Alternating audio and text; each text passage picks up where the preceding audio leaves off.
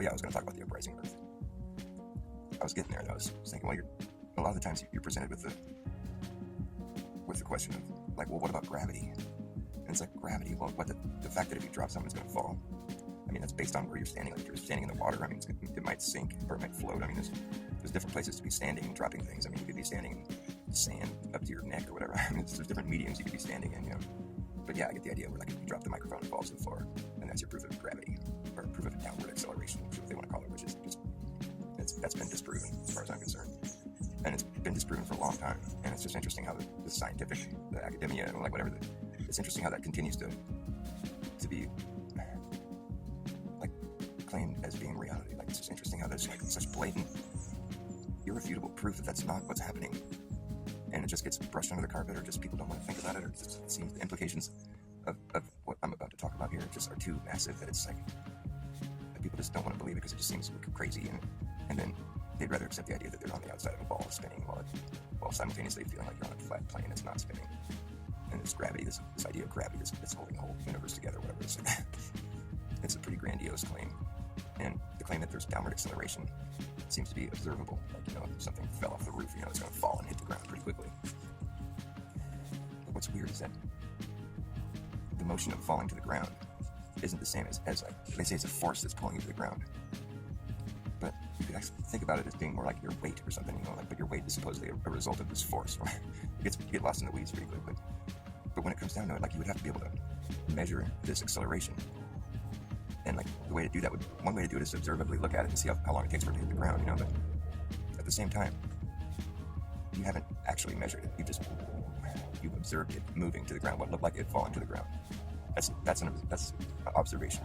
To make a measurement of that thing falling to the ground, you would have to actually have like a speedometer on there, like what we call an accelerometer, which it's a simple device, and it shows you where the motion is coming from.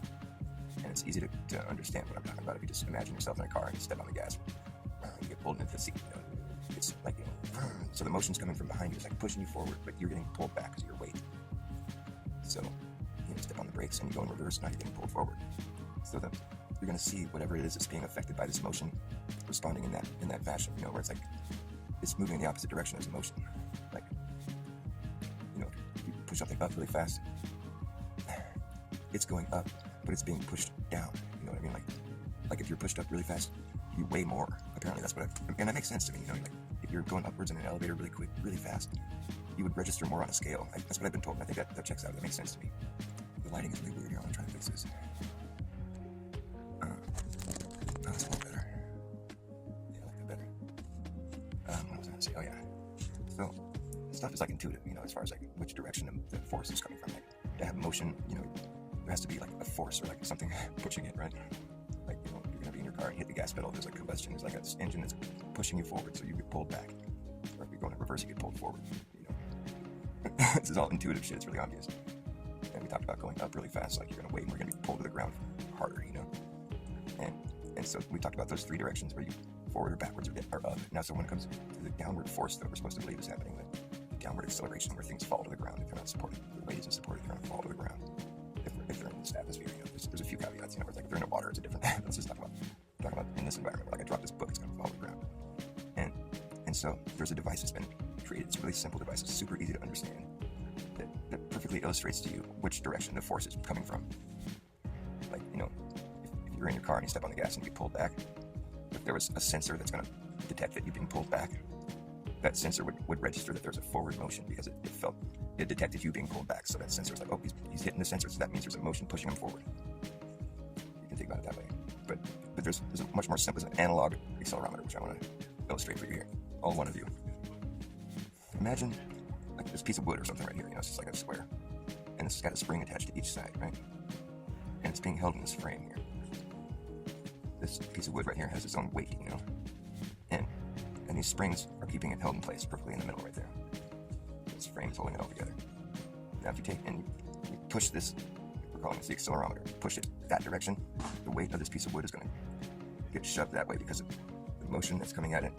The weight of this thing is going to push it against this spring right here. Because the motion is coming at it from this way, it's going to be pulled back. And so you're going to get a reading right here. It's going to say the motion is coming from this way, and it's coming at whatever rate, And however hard this thing is pulled back, it's going to be a certain amount of motion that's pushing it that way. And the same goes for any direction you're going to take this thing. You know, it's like, you want to push it this way, it's going to get pulled back. The weight of this thing is going to pull it back against this spring. And it's going to trigger something here that gives you a reading that the motion's coming from this way, you know? It's all pretty intuitive, basic stuff that nobody wants to hear about because I have no audience. That's okay, I don't care. Maybe someone will watch this later. In any case, I'm just trying to see if I can explain this with my own words and my own demonstration here that I'm trying to show you. And so, if you push this thing up, the weight of this wood is going to be forced down from the upward motion. So it's going to trigger this spring and give you a reading of there's an upward motion that's forcing this spring down. Now, if you drop this thing, then we're supposed to think there's a force pushing it down, right? But if you drop this device, this is how it looks while it's being dropped. It's not registering any motion. It's not registering any force. It's at rest. This is what happens in reality. This device called an accelerometer will show you that there's no motion, there's no force. It's at rest while it's appearing to fall until it hits the ground. And now the weight of this thing right here in the middle that's triggering these things to tell you which direction the motion's coming from, once this thing is resting on the ground, the weight of this thing right here is going to trigger this spring right here. And it's going to give you a reading of upwards motion. Because that's how this thing works. It tells you which direction there's a force coming from.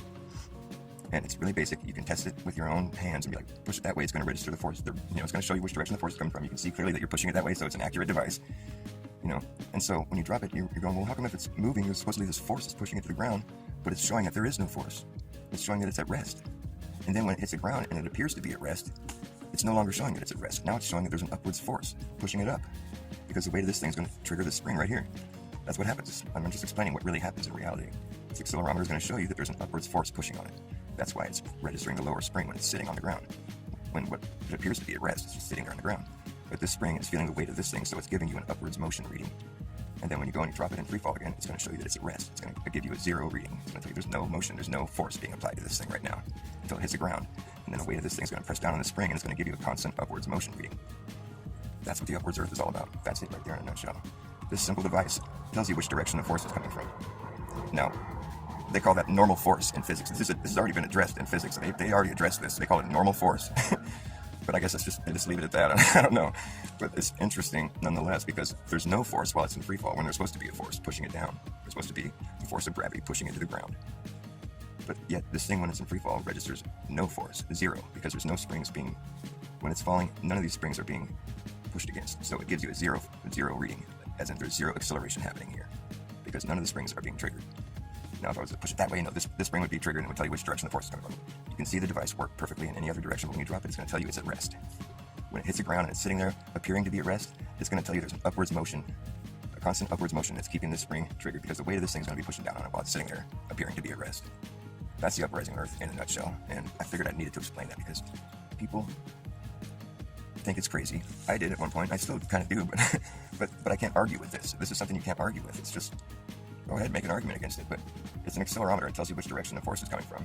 You can test it yourself, and then when it's sitting there at rest, it's not. It's being pushed up by the ground.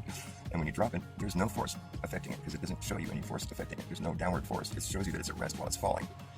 So it's up to you to wrap your mind around that however you want to, but that's what the uprising Earth is all about, in a nutshell. I mean, and there's all kinds of ways to go about trying to illustrate that to you. That's all you really need to know right there, all zero of you. But that's about how many people are interested in it, really. It's because it's just kind of like, it's the next step in just going, oh God, this place is insane. I mean, because once you hit flat Earth, you're kind of like, well, maybe this place isn't as insane as I thought it was. But then you get this, and you're like, oh, never mind. It's crazy, but it's still flat.